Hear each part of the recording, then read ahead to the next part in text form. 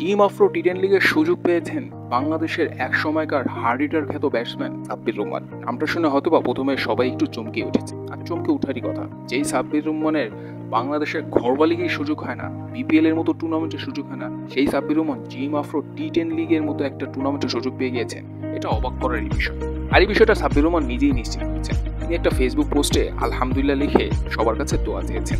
সাব্বির রহমান মাঠ মাতাবেন হারারে বোল্টসের হয়ে, যেই দলের হয়ে মাঠ মাথাতে দেখা যাবে বাংলাদেশের লেগ স্পিনার রিশাদ।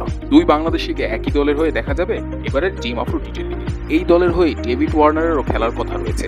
অলরেডি এই দলের যুক্ত হয়েছেন জিমি নিশাম, দার্শন সানাকার মতো এক্সপেরিয়েন্স টি20তে মাস্টার ক্লাস অলরাউন্ডাররা। সেই দলের হয়েই সাব্বির রহমানকে দেখা যাবে মাঠ মাতাতে। একটা সময় বাংলাদেশের অন্যতম সেরা টি20 ব্যাটার ছিলেন সাব্বির রহমান। হার্ড হিটার তকমা দেওয়া হয়েছিল তাকে। হার্ড হিটার শব্দটা আসলেই সাব্বিরের নামটা সবার আগে আসতো। সেই সাব্বির রহমান এখন নিজেকে হারিয়ে খুঁজছেন। এতটাই নাজেহাল অবস্থা চলছে যে বাংলাদেশের জাতীয় দল তো দূরের কথা, ঘরোয়া লিগেও তিনি এখন সুযোগ পাচ্ছেন না। আর এই খারাপ অবস্থার মধ্যেই তিনি টিম আফ্রো টি10 লিগের মতো টুর্নামেন্টের সুযোগ পেয়ে গিয়েছেন। এটাই সেরা সময় নিজেকে প্রমাণ করার জন্য। বলে না, সুযোগ কবে কখন আসবে সেটা মানুষ জানে না, হুট করে চলে আসে সুযোগ, আর আল্লাহ পাকি করে দেন সেই সুযোগটা।